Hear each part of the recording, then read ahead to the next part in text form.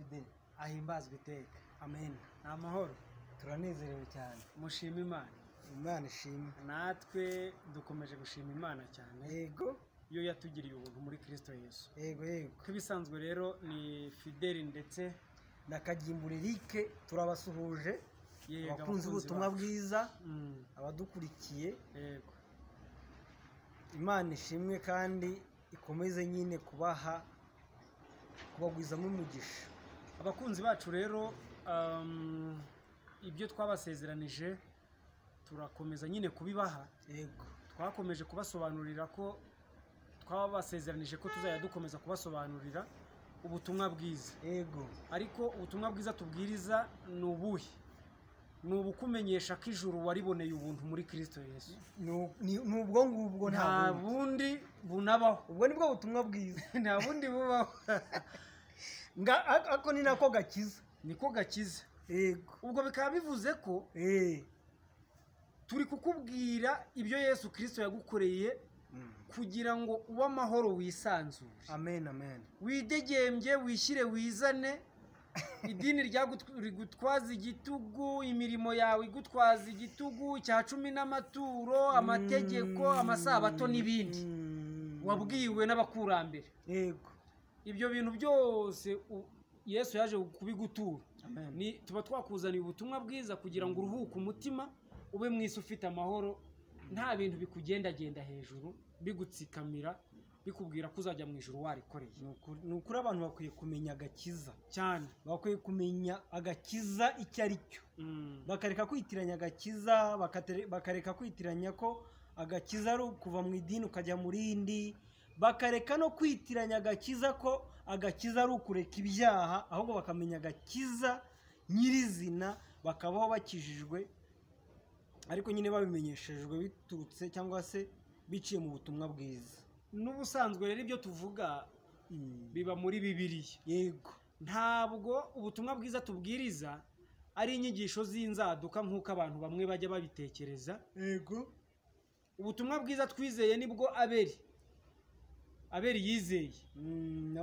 Naburahamu sogokuruza ku byo kwizera. Yego. Reka rero dusome umurongo umwe uri mu ubutumwa bwiza nk'uko bwanditswe na Luka. Yego. Igice cya mbere umurongo wa 77. Kadusome. Yego. Umurongo umwe gusa. Nibwo twasoma 200 wasoma 7:6 n'7:7 kugira ngo ahari ibintu bisobanukiwe.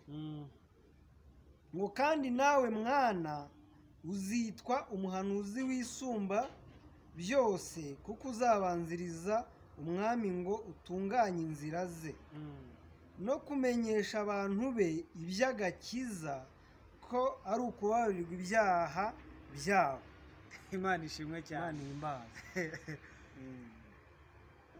Uyu mwana bavugaga wagombaga kubanziriza umwami wacu ni Yohana Umubatiza. Niwe Imana yari yaravuze ko azaza ari integuza ya Yesu Kristo, uzaza gutegura inzira y'abagenerwa murage. Yego. Kugira ngo aze amubanzirize, ariko ari kuvuga yeruye, ari kuvuga ati nimugorore inzira z'Uwiteka.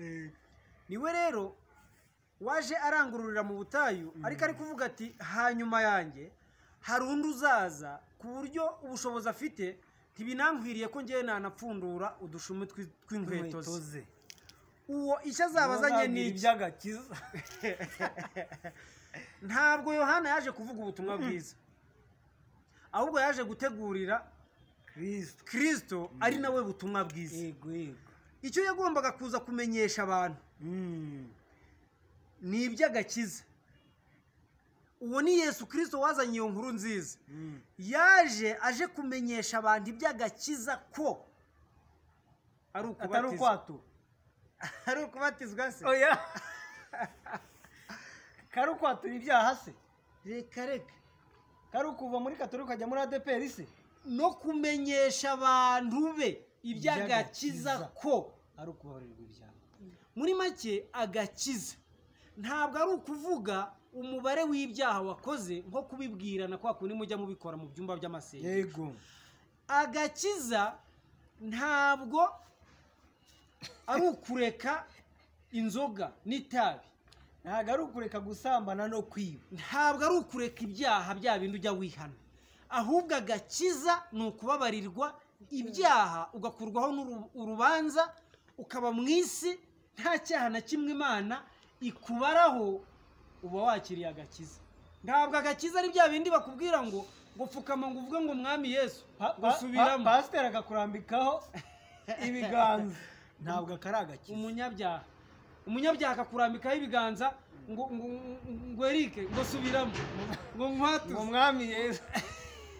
burya uba uri gusubiramo ibyo ndi kukubwira, ntabwo uba uri gusubiramo iby'Imana yavuze. Ibyo bintu uba uri no kuvuga uba uri kubivugisha umunwa, ariko mu mutima mu by'ukuri bidahari, sibyo? Agakiza rero abantu benshi bakibeshyeho cyane. Abantu batekereje ko nibava mu idini ngo risome ishapure ngo bakajya ngo mu ry'umwuka ngo bazaba bakijijwe. Abandi bavuga ko nibazajya bazinduka muri za nibature bagasenga cyane bakanafata n'ibihe bazaba bakijijwe. Ariko ndagira ngo nkubwire ko agakiza gakomoka kuri Kristo Yesu. Ni agakiza nko kubabarirwa ibyaha byawe byose ukaba uri intungane mu maso y'Imana. Ako ni agakiza wakira rimwe umunsi wizera Yesu Kristo, ukamwizeraho ko urupfu yapfuye cyari igihembo cy'ubunyacyaha bwawe bwose wakomoraga kuri Adamu, ndetse n'ibyo wakoze n'ibyo uzakora. Noneho urwo rupfu akaba cyari igihembo wari ukwiriye kubona, nk'uko nari maze kubikubwira.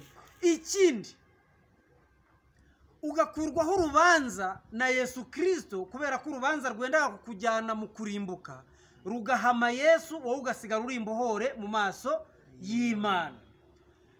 Ibyo bintu nibyo Bibiliya iravuga ngo umutima ni w'umuntu yizeza ibyo bintu akabarwaho gukiranuka, noneho ngo yakatuza akanwa akaba arakijijwe.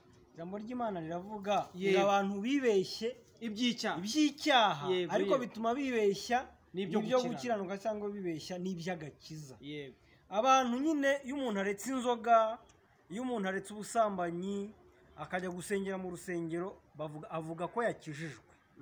Ariko impamvu Imana ishimwe ko yashimye ko agakiza ari ukubabarirwa ibyaha, ni uko uwo muntu aretse gusambana akareka kwiba, ibyo bintu iyo biretse ntibimukura mu gatebo k'abanyabyaha. Kuko ubunyacyaha bw'umuntu ni ubunyacyaha bw'ibyaha byose mu mutima w'umuntu, burya Imana ibimubaraho cyane. N'icyo utakoze, icyo utekereza ko ahari cyo wakihanye cyangwa utagikora, nacyo Imana ikikubaraho, kubera ko ubunyacyaha bw'umuntu ni ibyaha aho biva bikagera byose. Umuntu wese ni umunyabyaha w'ibyaha byose cyane. Umuntu rero abakora kimwe cyangwa akora bibiri, yabireka akagira ngo arakije. Ariko Imana uburyo izimo umunyacyaha, yo izi umunyacyaha nka kamere muntu, izi umunyacyaha nk'umuntu utuwemo n'umwuka wa Satani ubasha kumukoresha ibyaha byose, kandi kabone naho Satani atagukoresha ibyaha byose. Burya amazi y'ibiziba mabi iyo wayateretse agatuza, burya arikeneka akajya hejuru akajya ameza. Ariko iyo yacundaguye gakeya gutya, ujya wamenya ko ari mabi. Rero umuntu aragenda akagira ngo yarakijijwe, ariko umuntu nanone umukojeje nk'urushyi nibwo wamenya ko adakijijwe. Urushyi rwose ariko ndashaka kubwira ko burya ubunyacyaha bw'umuntu, yaba yabikoze yaba atabikoze, ni umunyabyaha w'ibyaha byose. Iyo ubeshye uba uri umusambanyi, uri umwicanyi, uri umujura, umunyabyaha w'ibyaha byose. Ni nayo mpamvu Imana yashimye kubabarira abantu ibunyacyaha, cyangwa kubaha agakiza nko kubabarirwa ibyaha byose. Ntabwo ari ukureka ibyaha. Umuntu aretse gusambana no kwiba, ntabwo yareka no kwifuza. Kandi kwifuza burya ntibigaragara.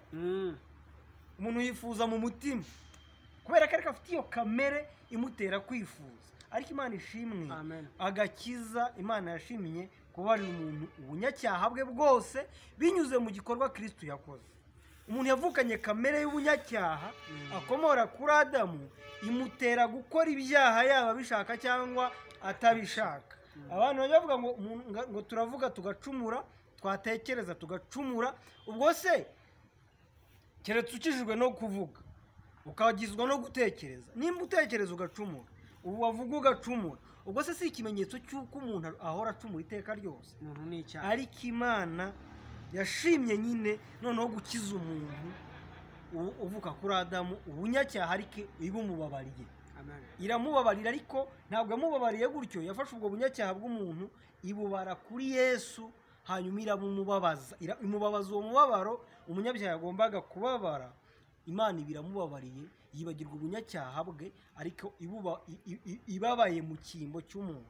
Amen. Imana ishimwe rero ko gukizwa mu by'ukuri iyo Imana iza gusaba ko ari ukureka ibyaha, umuntu yari gupfa. Keretse wishe umuntu nibwo atakora icyaha, kuko n'ibitekerezo by'umuntu ni ibyaha. Ibyo bintu muvandimwe, icyaha kirusha umuntu imbaraga nk'uko twabigiye tubibasobanura.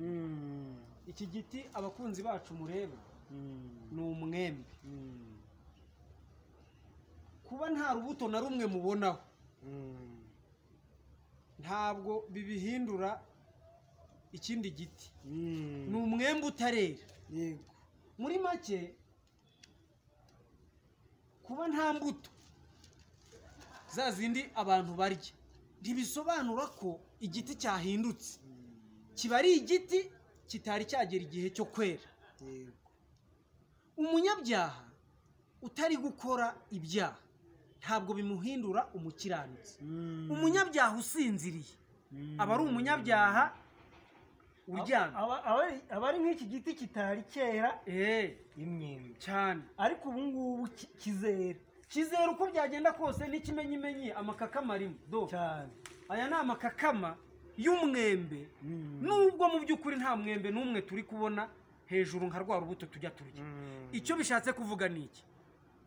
Kuba witwaza Bibiliya ukazinduka muri twibature, ukasenga amasengesho yo mu mibyizi, aya korari ntuyasibe, ugafata ibihe byawe by'umwihariko nawe ukajya gusenga, ukaba warahinduye imyenda, ukaba utacyambara amakoboyi cyangwa amajingisi, ukaba usigaye wambara amatisi, kuba noneho usigaye upfuka umutwe ukambara n'amajipo maremare, ibyo bintu ntabwo byakugira umukiranutsi. Dore uri umunyabyaha wahinduye ingeso. Hano Imana yandikishije mu itangiriro mu bice 6 ku murongo wa 5. Yego. Ngo kandi ngo Uwiteka abona yuko ingeso z'abantu zari mbi cyane mu isi, ngo kandi ko kwibwira kose imitima yabo itekereza ari kubi gusa iteka ryose. Iteka. Urumva ububi bw'umuntu ntabwo ari imyaka 10. Ububi bw'umuntu so kwambara amajipo maremare cyangwa ubwiza bw'umuntu so kwambara amajipo maremare. Oya rwose. Ni ukuvuga ngo uyu muntu mubi Imana yamuhamije ko ari Uwiteka. Kwambara amajipo maremare rero no kuvuga umubare w'ibyaha byawe ntabwo ari agakiza. Ahubwo agakiza ni ukubanza ukamenya ububi bwawe nk'uko Imana ibuzi, warangiza ukamenya ko ubwo bubi bwawe aribwo bwazanye Yesu kugira ngo abwishyireho, hanyuma noneho Yesu nawe aguhe ubwo bwiza bwe, abukwambike nawe umwambike ubwo bubi bwawe, Yesu abuzire ajye Gehinomu, ariko nawe wambare ubwo bwiza bwa Yesu bukujyane mu ijuru. Ubwo icyo bivuze ni ukuvuga ngo ubunyangamugayo bwawe ntibwakubuza kurimbuka. Reka ubupfura bwawe kubushimwa wemerwa n'abantu benshi nk'umuntu mwiza, ibyo bintu ntibyakubuza kurimbuka. Nubwo uri inyangamugayo upfunditsemo ububi, nubwo uri umwembe utera, uyu mwembe upfunditsemo imyembe izera cyane, kandi nawe itakwera. Ariko imyembe ubu bagiye guca imyembe bahera kuri uyu nguyu, nubwo nta rubuto na rumwe ifite. Kubera iki? Kubera ko igiti Adamu umukurambere wacu dukomokaho yariye ni igiti cy'ubwenge bumenyesha icyiza n'ikibi. Ubwo rero mu muntu kuba wenda imbuto z'ubunyangamugayo arizo ziganje kuri wowe ni ukuri burya no kuvuga nabi nabyo urabigira. Icyakora wabeshya abandi, ariko twebwe turakuzi neza ko nubwo ubyibuza icyiza kikubamo n'ikibi kikubamo, nubwo ugerageza gushaka ibyiza byinshi akaba ari nabyo wita iby'Imana. Icyo twashaka kukubwira ni iki: kuba umunyacyaha kwawe nta ruhare wabigizemo, ni ishyano wagushije urikomoye ku mukurambere wacu Adamu, sibyo?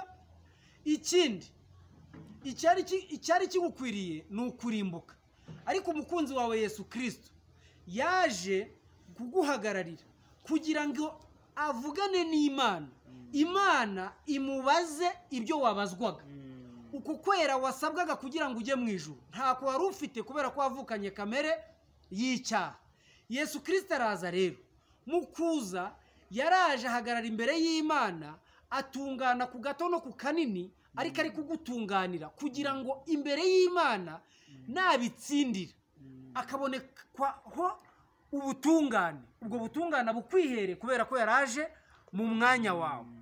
Noneho rero igihano wagombaga guhabwa cyuko wari warariye ku giti cy'ubwenge bumenyesha icyiza n'ikibi, kuko yari yarabwiwe ko nakirya no gupfa azapfa, ndavuga umukurambere wacu Adamu. Iryo teka cyangwa se urwo rupfu n'ubundi rwagiye ku muntu nk'amasezerano umuntu yasinyanye n'Imana. Yesu Kristo rero nanone kubera ko yari umucunguzi, yagombaga kuza kutubonera gukiranuka, agakiranuka mu mategeko yose, ari kuyakorerera abatari bafite gukiranuka. Noneho byarangiza n'igihembo cy'uko twari twaracumuye, nawo akaba yiteguye kucyakira kugira ngo Kristo umubabaro w'ibyaha byacu awubabazwe mu cyimbo cyacu, atubabarire. Kubabarirwa ntuzajya uvuga ngo yarambabariye cyangwa se twarababariwe, ujye umenya ngo uvuze ko umubabaro wawe Imana yawufashe iwubabaza Yesu, arawukubabarira. Ntukibabaye kubera ko umubabaro wawe hari uwawukubabariye, wababariwe mu cyimbo, yababaye mu cyimbo cyawe, wowe urababarirwa mu cyimbo cyo kubabara. Ngaka gakiza rero, ngaka niko gakiza, naho ibindi byose ni amabeshyo, ibindi ni ubushinyaguzi, ibindi byose bababwira ni ukubabeshya. Ni ukuri ibintu byose watekereza ko wakirizwamo ntibihari. Ibintu byose byo gufata umuntu akajya muri korari, ibyo ni ibinyoma. Uririmba uri umunyabyaha, ntabwo ibyo byaguhesha agakiza. Ibintu byo gufata umuntu ukamubatiza mu mazi menshi, ibyo si agakiza. Ibintu byo gufata umuntu wapfuye w'umurambo mukamunyuza mu rusengero, ubwo ni ubushinyaguzi. Ntabwo byaguhesha agakiza. Agakiza ni ukubabarirwa ibyaha, ariko si ukubabarirwa ibyaha gusa nko kugenda, ahubwo ni ukubabarirwa ibyaha hari uwundi wabibazweho. Reka nongereho aka kantu, ako gakiza ntikajya gatakara. Ni agakiza umuntu abona rimwe. Iyo umenye neza ko ari uko byagenze, ukamenya ko urupfu Yesu yapfuye ari urupfu rwawe wari ukwiriye gupfa, ukamenya ko amaraso yamenetse Kristo yamennye, ayo maraso ariyo yabaye impongano y'ibyaha byawe. Ibyo bintu iyo ubyizeye uba ubaye umukiranutsi ku Mana, ukababarwa nk'intungane ku rwego rw'Imana. Ntacyo gutungana wakoze, ahubwo ari ubutungane bw'Imana ubazweho kubwo kwizera Yesu Kristo, ukabaho uri umukiranutsi. Ako gakiza wakiriye niko ubwako kakurinda. Ubwo tunirukanye bya bintu abantu bajya bavuga ngo witegereze neza ngo uburyo utwaye agakiza ngo utabuhetse ingobyi ngo umwana yareze kera, ariko baba bashatse kuvuga ko agakiza burya kajya gatakara.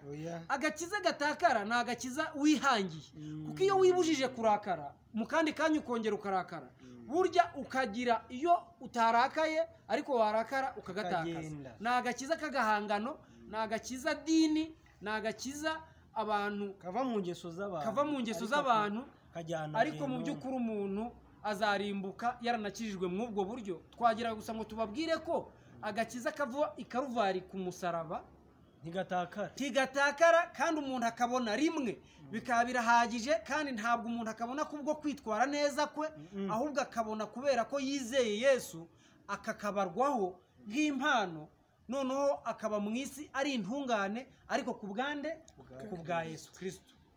murakoze cyane rero. Nimero mwatubarizaho hagize uvugira ikibazo 0789222668. Nimero yanjye ndora yabo Fideli ni 0783534324. Tubibutsa gukora subscribe kugira ngo murusheho gukurikirana amavideo yacu, abari menshi, abavuga byinshi, abagusobanurira byinshi, ariko icyo tuba tugamije ni ukugira ngo ubuhoke mu mutima, ube mu isi ufite ibyiringiro by'ubugingo buhoraho. Hanyuma wibuka no gusharinga, usangiza inshuti n'abavandimwe video zacu kugira ngo nanone barusheho kuzikurikirana. Ariko mu by'ukuri n'abadutekereza hari wenda ko haba hari izindi ndonke cyangwa izindi nyungu ducunze mwibi, ntabwo ari uko tumeze. Twebwe turababwiriza butumwa bwiza, twaherewe ubuntu, natwe dutangira ubundi. Nta zindi nyungu, nta views dukeneye kugira ngo tubone amafaranga turayagira. Kandi mu by'ukuri icyo twifuza cyane gusa nuko wakira mu mutima, ukaba mu isi uzi neza kuzajya mu ijuru, wapfa bitunguranye, wapfa ugenda, wapfa aho waba uri hose, ugapfana ibyiringiro by'ubugingo buhoraho, ariko ubikesha ko Yesu Kristo yapfuye mu cyimbo cyawe, nawe ukaba uzi neza ko utazapfa nko kurimbuka, kubera ko Yesu Kristo yarimbutse mu cyimbo cyawe. Imana ihimbazwe ku bwa byose. Amen.